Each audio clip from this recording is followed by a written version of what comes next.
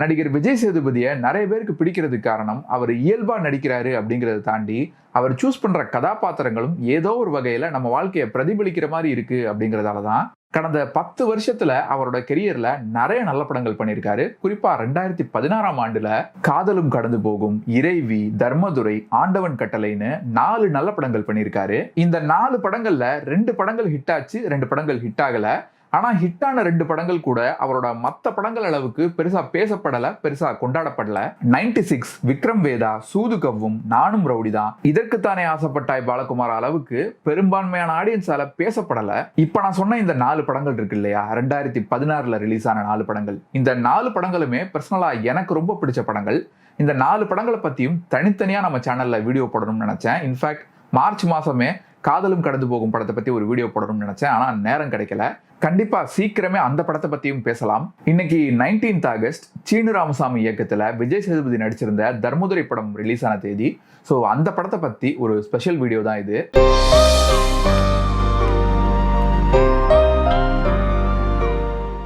பொதுவா தமிழ் சினிமால feel good படங்கள்னாலே காதல் படங்களையும் ரொமான்டிக் காமெடி படங்களையும் மட்டும்தான் சொல்லுவாங்க. ஆனா இங்க இருக்கிற பெரிய குற்றச்சாட்டே என்னன்னா, எப்பவுமே எல்லாரும் வைக்கிற குற்றச்சாட்டே என்னன்னா, மலையாள சினிமாக்கள்ல வர்ற மாதிரி அந்த மண் சார்ந்த ஃபீல் குட் படங்கள் எதுவுமே வர்றதில்லை அப்படிங்கிறதான். ஆனா அப்படி தமிழ் சினிமால வந்த ஒரு அருமையான படம் தான் தர்மதுரை. அவ்வளோ அழகான ஒரு feel good movie. Simplicity is the biggest luxury அப்படின்னு சொல்லுவாங்க இல்லையா, அந்த மாதிரி இந்த படத்தோட யதார்த்தமும் எளிமையும் தான் அவ்வளோ பெரிய ஒரு பலமா இருந்தது.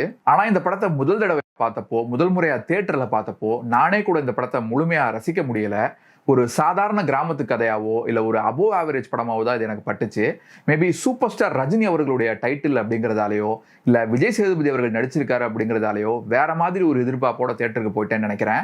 ஆனால் அதுக்கப்புறம் ஒவ்வொரு தடவையும் இந்த படத்தை பார்க்கும்போது, ஒவ்வொரு முறையும் டிவிலையோ இல்லை வேற எங்கேயாச்சும் பார்க்கும்போது பாண்டியம்மாள், தர்மன், சுபாஷினி, அன்பு செல்வின்னு இவங்க எல்லார் கூடவும் சேர்ந்து நம்மளையும் அந்த கிராமத்துக்குள்ள கொண்டு போயிடுச்சு. இந்த படம் அவ்வளவு உயிர்ப்போட இருந்துச்சு. காமராஜர் சார்ல ஆரம்பிச்சு அந்த காலேஜ் பியூன், வாட்ச் உமன், சுபாஷினியோட ஹாஸ்பிட்டல் ரிசப்ஷனிஸ்ட் வரைக்கும் இந்த கதையில வர்ற எல்லாருமே நாம தினம் தினம் பாக்குற மனுஷங்களை ஞாபகப்படுத்துற மாதிரி இருக்கும். தர்மன் கதாபாத்திரத்தை எடுத்துக்கிட்டீங்கன்னா, காலங்காத்தால எந்திரிச்சதும் முதல் வேலையா சரக்கடிக்க போறான்.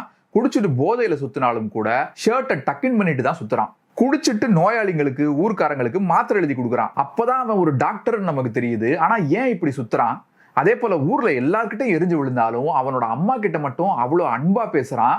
அவனோட அக்கா குழந்தைகிட்ட சின்ன பிள்ளை மாதிரி விளையாடுறான். அவன் ஏன் இப்படி எல்லாம் பண்ணிட்டு இருக்கான்னு நமக்கு புரியல. ஆனா முன்னாடி ஒரு டாக்டரா இருந்து இப்ப குடிகாரனா சுத்திட்டு இருக்காங்கிறது மட்டும் நமக்கு தெரியுது.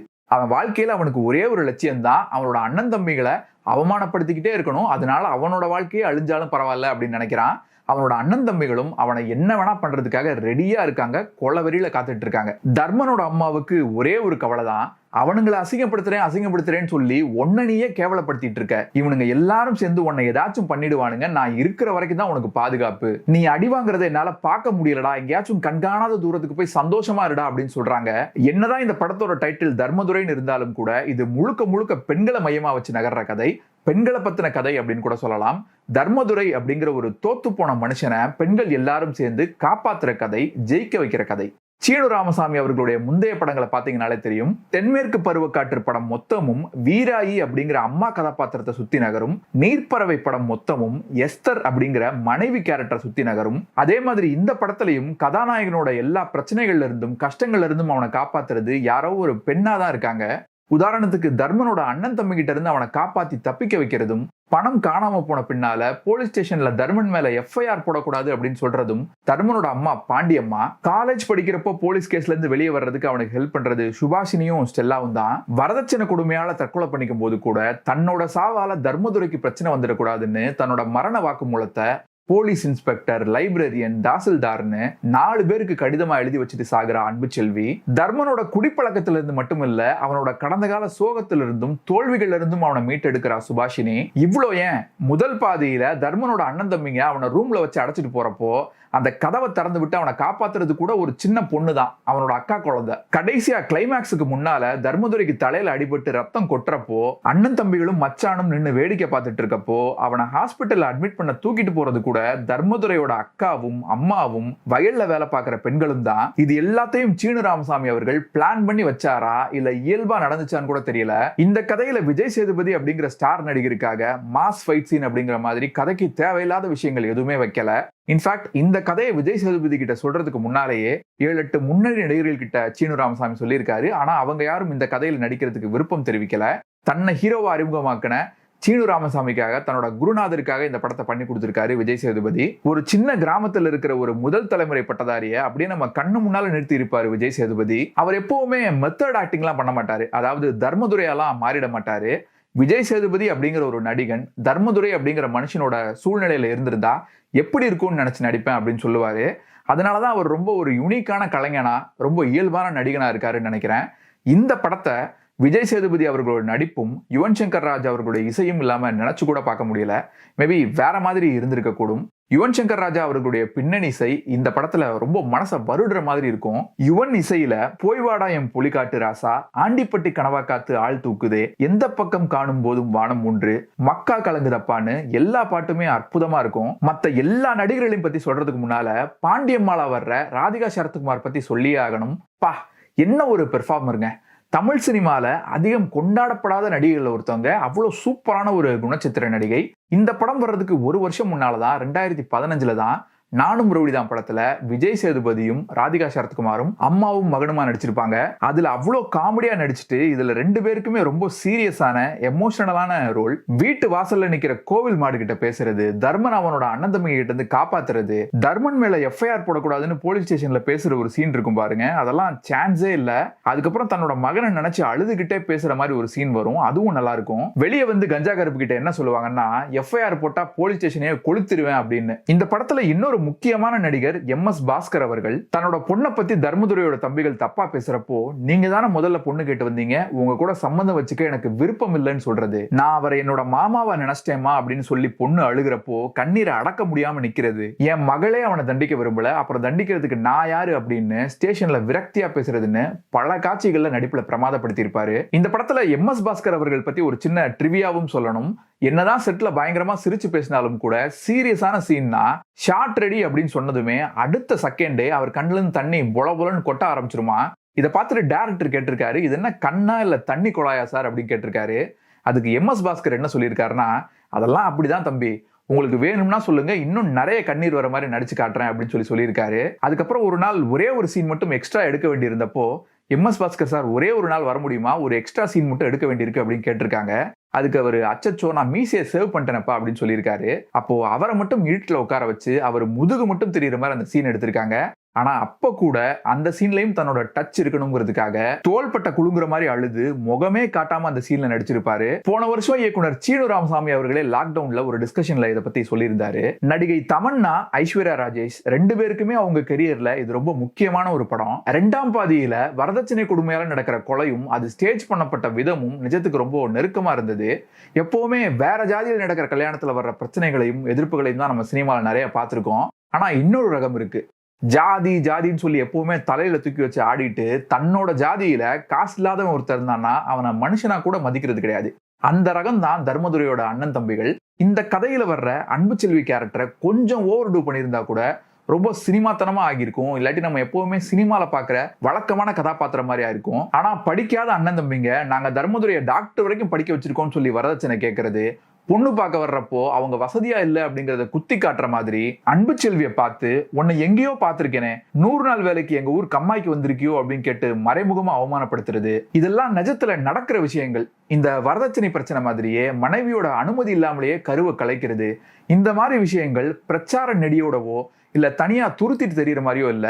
இந்த கதையில வர அந்த கிராமமே எந்தவித போலித்தனமும் இல்லாம இருக்கு. மருமகளுக்கு குங்குமச்சிமல் கொடுத்து வர்ற பாண்டியம்மா, ஊர்க்காரங்கெல்லாம் தர்மதுரைய மருமவனே மருமவனேன்னு உரிமையா கூப்பிடுறது, மைக்ல பாட்டு போட்டுட்டதால ஸ்கூலுக்கு லீவ் விட்டுட்டாங்கன்னு சொல்றதுன்னு நிறைய விஷயங்களை சொல்லலாம். இந்த மாதிரி விஷயங்கள் எல்லாம் நான் நிறைய தடவை பார்த்திருக்கேன்.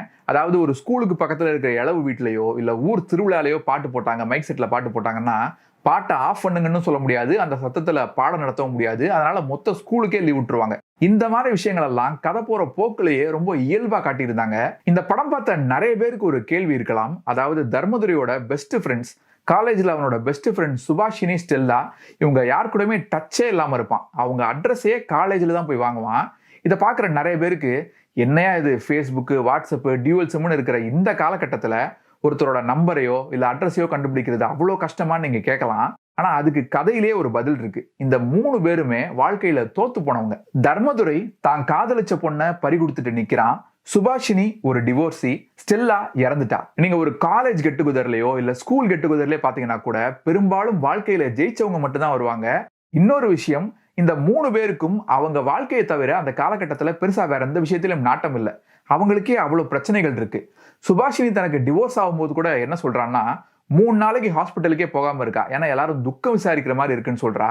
தர்மதுரையும் எந்நேரமும் குடிச்சிட்டே தான் இருக்கான். அவன்கிட்ட ஒரு போன் கூட கிடையாது. சுபாஷினி கூட என் கல்யாண பத்திரிகையை உனக்கு அனுப்பி இருந்தேன், ஆனா அது எனக்கே திரும்ப வந்துருச்சுன்னு சொல்றா. சோ என்னதான் டச்ல இருக்கணும்னு நினைச்சாலும் அவங்கவங்க வாழ்க்கை அவங்கவங்க பிரச்சனைன்னு அப்படியே கடந்து போயிடுறாங்க. நம்மள மாதிரியே சில பேருக்கு இந்த படத்தை பத்தி இன்னொரு கேள்வியும் இருக்கலாம். என்னடா தர்மதுரை 3 பொண்ணுங்களை லவ் பண்றானே அப்படின்னு. காலேஜ்ல 2 பொண்ணுங்களை லவ் பண்றான். அதுக்கப்புறம் அன்புச்செல்வியை லவ் பண்றான். அன்புச்செல்வி இறந்து கொஞ்ச நாள்லயே சுபாஷினி கூட லிவ் இன் ரிலேஷன்ஷிப்ல இருக்கானே அப்படின்னு தோணலாம். ஆனா கதைப்படி தர்மதுரை லவ் பண்ணது அன்புச்செல்வியை மட்டும்தான். காலேஜ்ல தர்மதுரைய ஸ்டெல்லா, சுபாஷினி இவங்க 2 பேருமே லவ் பண்றாங்க. ஸ்டெல்லாவை தூக்கிட்டு போய் வார்ட்ல அட்மிட் பண்ணதும் அவளுக்கு தர்மதுரை மேல ஒரு அட்ராக்ஷன் வருது. அப்போ சுபாஷினி ஸ்டெல்லாவை பார்த்து இதுக்கெல்லாம் லவ் பண்ணுவியாப்பா அப்படின்னு கேட்பா.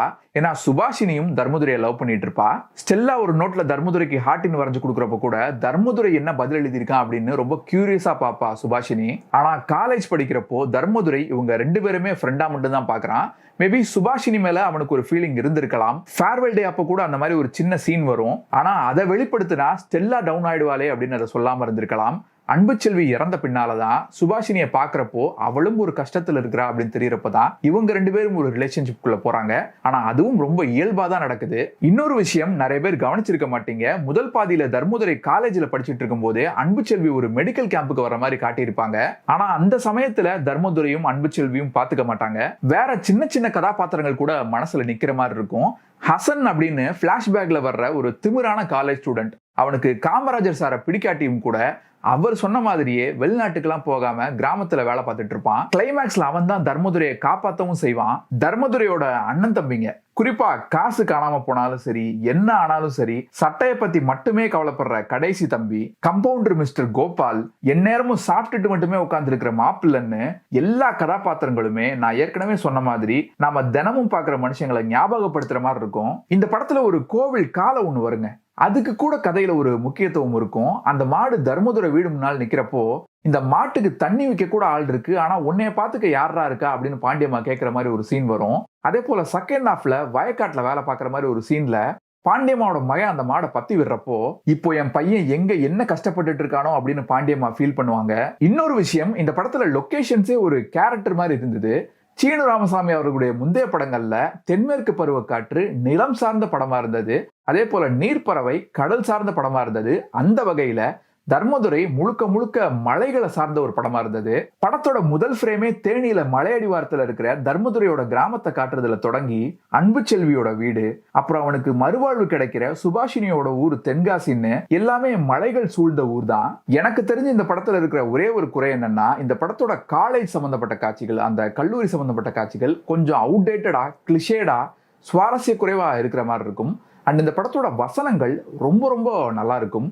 கோவிலுக்கு போய் விழுந்து விழுந்து கும்பிடுறானுங்க, ஆனா கோவில் மாட்டுக்கு ஒரு வாய் தண்ணி வைக்க மாட்டானுங்களே அப்படின்னு பாண்டியம்மா சொல்ற மாதிரி ஒரு சீன் வரும். அதாவது என்னதான் சாமியை கும்பிட்டும் அந்த கோவில் மாடு ஒரு வாயில்லா ஜீவனை கூட பாத்துக்க தெரியலையே அப்படிங்கிற அந்த பாமரத்தனமான கேள்வியில அவ்வளவு அர்த்தம் இருக்கும். படிப்புல ஜெயிச்சுட்டு வாழ்க்கையில தோத்துட்டேன்னு தர்மதுரை சொல்றது, மாமா நான் உனக்கு சரியா வருவேனா அப்படின்னு அன்புச்செல்வி கேட்கிறப்போ நீ மட்டும்தான் சரியா வருவேன்னு தர்மதுரை சொல்றது, சுபாஷினியோட ஹஸ்பண்ட் பத்தி தர்மதுரை கேட்கிறப்போ அவன் ஒழுக்கமா இருக்கிற கெட்டவன் அப்படின்னு சொல்றது, என்ன ஜெயிச்சுட்டதா நினைக்கிறியான்னு சுபாஷினி ஹஸ்பண்ட் கேக்குறப்போ உன் கூட வாழ்ந்திருந்தா தோத்துருப்பேன்னு சுபாஷினி சொல்றது, நான்லாம் வாழவே தெரியாதவ, என்ன பார்த்தா பைத்திய மாதிரி தெரியுதா அப்படின்னு சுபாஷினி கேக்குறப்போ என்னோட அன்பு செல்வி மாதிரி தெரியுதுன்னு தர்மதுரை சொல்றது. அதே போல காலேஜ் ஃபேர்வெல் டே அன்னைக்கு ஏழை விவசாயிகளும் தினக்கூலி வேலைக்கு போறவங்களும் கஷ்டப்பட்டு கட்டுற வரி பணத்துல தான் நீங்க படிச்சு டாக்டர் ஆயிருக்கீங்க, நீங்கெல்லாம் அவங்களுக்கு கடமைப்பட்டிருக்கீங்க. உங்களை மாதிரி மருத்துவர்களுக்காக அப்படி பாவப்பட்ட மக்கள் ஒவ்வொரு கிராமத்திலையும் காத்திருக்காங்க அப்படின்னு காமராஜர் சார் சொல்றதுல அவ்வளவு ஹியூமன் வேல்யூ இருக்கும். இந்த படத்துல 2 விதமான டாக்டர்ஸ் இருக்காங்க. ஒன்னு சுபாஷினியோட ஹஸ்பண்ட் வெளிநாட்டுக்கு போகணுங்கிறதுக்காக சுபாஷினியோட குழந்தைய அவளுக்கே தெரியாம கலைக்கிற டாக்டர். இன்னொன்னு பரோட்டா சாப்பிட்டேன் பாத்ரூம் போக முடியலன்னு சொல்ற சின்ன பையனுக்கு அப்பா இல்லைன்னு தெரிஞ்சதும் அவன் கையில 10 ரூபாயை கொடுத்து வாழைப்பழம் வாங்கி சாப்பிடுன்னு சொல்ற டாக்டர் தர்மதுரை. இந்த படத்துல வேற நிறைய நிகழ்ச்சியான காட்சிகள் உண்டு. காமராஜர் சார் தன்னோட முனியாண்டி பேருக்கான காரணத்தை சொல்ற சீன், சுபாஷினி தர்மதுரைக்கு வச்சு கொடுக்கிற கிளினிக்கு அன்பு செல்வி கிளினிக்னு பேர் வைக்கிறது, வாட்ச் உமனுக்கு அந்த கிளினிக்ல கம்பவுண்டர் வேலை போட்டு தர சீன், தர்மதுரையை பார்க்க காமராஜர் சாரே அந்த கிளினிக்கு வர்ற சீன், தலையில அடிபட்டு ஹாஸ்பிட்டல்ல அரை மயக்கத்துல இருக்கப்போ பக்கத்துல அங்க இருக்கிற ஒரு அம்மா டாக்டர் நர்ஸ் யாராச்சும் வாங்கல, என்னோட பையனுக்கு தூக்கி தூக்கி போடுது மூச்சு திணறுதுன்னு சொல்றப்போ அங்க பேஷண்டா இருக்கிற டாக்டர் தர்மதுரை எந்திரிச்சு போய் ஊசி போடுறதுன்னு நிறைய காட்சிகளை சொல்லலாம். ஒரு சில படங்களை பார்க்கும்போது நாமளும் போலீஸா இருக்கலாமோ, நாமளும் டீச்சரா இருக்கலாமோ அப்படின்லாம் தோணும். இந்த படத்தை அந்த மாதிரி பார்க்கும்போது எனக்கு நிஜமாவே டாக்டருங்கிறது ரொம்ப மகத்துவமான ஒரு தொழில்ல, நாமளும் நல்லா படிச்சு ஒரு டாக்டரா இருக்கலாமோ அப்படின்னு தோணுச்சு. ஒருவேளை உங்களுக்கும் அந்த மாதிரி இந்த படத்தை பார்க்கும்போது தோணுச்சுன்னா கீழே கமெண்ட்ல சொல்லுங்க. இந்த படம் ரிலீஸ் ஆகி சரியா ஒரே வருஷத்துல நீட் தேர்வு அமலுக்கு வந்தது. அந்த சமயத்துல இந்த படத்தை சன் டிவில பார்த்தப்போ இனிமே தர்மதுரை மாதிரி கிராமத்துல இருந்து படிச்சு டாக்டர் ஆறவங்க, ரொம்ப வசதி இல்லாத குடும்பத்துல இருந்து படிச்சு டாக்டர் ஆறவங்க எல்லாம் இனிமே சினிமால தான் பார்க்க முடியுமோ அப்படின்னு தோணுச்சு. ரொம்ப வருத்தமா இருந்துச்சு. சோ தர்மதுரை படத்தை பத்தி உங்களோட கருத்துக்களையும் கமெண்ட்ஸ்ல சொல்லுங்க. இந்த படத்தை பத்தி உங்களுக்கு பிடிச்ச விஷயங்கள், பிடிக்காத விஷயங்கள் எதை வேணா கமெண்ட்ஸ்ல சொல்லுங்க.